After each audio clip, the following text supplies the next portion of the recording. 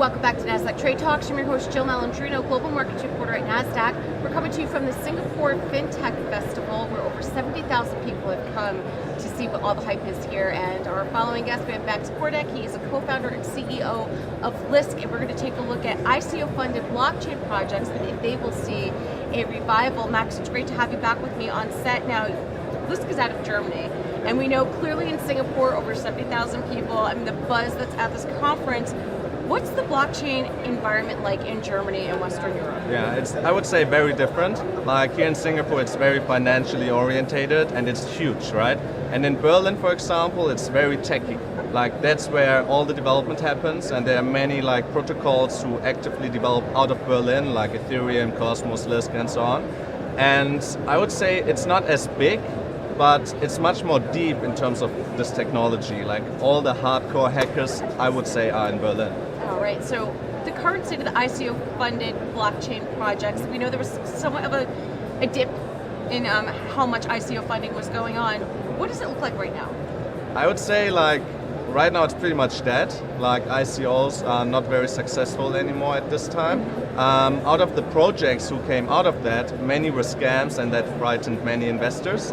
And many of those who actually were not scams were running out of funds because they were overspending and like just mistreating them. But those who actually survived, I think they are more active than ever before. I think they had the required time now to build up like the internal processes and human resources, and that's why like they're pretty much up and running. But it's just a few out of like all those hundreds and thousands of ICOs which happened in the past. My tip would be really to just look at the development activity of a project, and that's always a great indicator to see what is the state of this project. What are some of the obstacles that are stopping ICO-era blockchain startups from achieving mass adoption? Now, you had said before that some of them were scams, some of them simply ran out of money. Will we see a revival? What do they need to do to achieve some sort of adoption? I think like in general it's still just too early. There's two major obstacles I think like which currently these projects are facing. One of them is user experience. Like it's super complicated to get this token which is required for a blockchain application. Like you need to read a lot of stuff first, you need to register on exchange, KYC yourself, send fiat, buy Bitcoin, and then normally you need to transfer this Bitcoin to another exchange where this one token is being traded, because these token exchanges often don't have a direct fiat on-ramp. And then like from there you need to like transfer it to the wallet and then use this app. But the app itself is actually super complicated as well, because blockchain is a paradigm shift, right? So it's something entirely new people don't know about. So I can understand why investors would shy away from that. Yeah.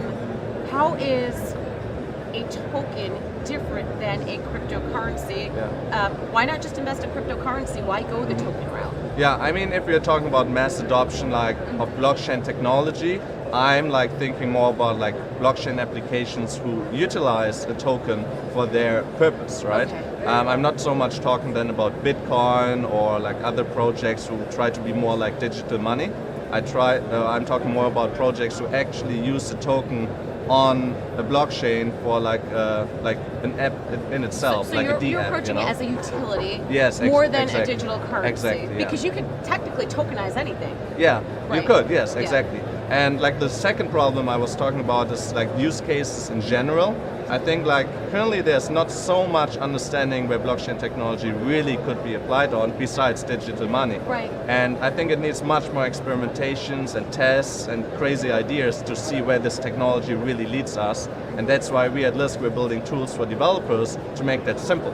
Because we feel like there needs to be much more going on before we actually understand what the actual benefits and advantages of blockchain technology are. Right, and I would agree with you 100%, and I think part of the issue is that the first buzzword that was associated with blockchain is cryptocurrency and Bitcoin, right? Yeah. But blockchain can be applied to anything, whether it's smart contracts, distribution, logistics, companies like FedEx and UPS, food companies, when they're tracking food sources.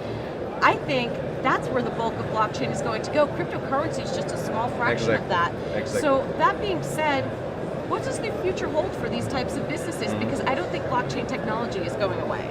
I don't think so either, but I think still it's too early. Like it's too early to really build these applications which are then being used by the mainstream or the wider audience. I think though that we will get there. And I think the future and will pop up in the future who will basically leapfrog from our early efforts. So we are like putting a lot of effort and work into all of that. And then there's a new project coming around the corner and just using all of that, you know. That's why I think like currently it's much better like to look at early protocols and platforms like Ethereum, Lisk and other DApp or blockchain application platforms because they actually build the infrastructure. I think like not so much the current blockchain applications will be used in 5, 10, 20 years because they have like a limited amount of funding. Right. They already put significant effort into it, and I think there will be just other projects coming around the corner and leapfrogging from that. So, Lisk, your purpose at Singapore Fintech Fest and a couple of the other events happening in Singapore, and then you've also, in Berlin, you're with us in New York in May. Why be here at the Singapore Fintech Festival? At Lisk, what are you trying to get out of everything here? Yeah, so actually blockchain conferences in itself are not so worthwhile for us because like it's the same amount of the same people all the time and they already use blockchain or are very interested in that. We at Lisk, we try to bring in new people into this industry, and that's why actually we go more like to JavaScript developer conferences to attract developers into the space because they will build the future of blockchain.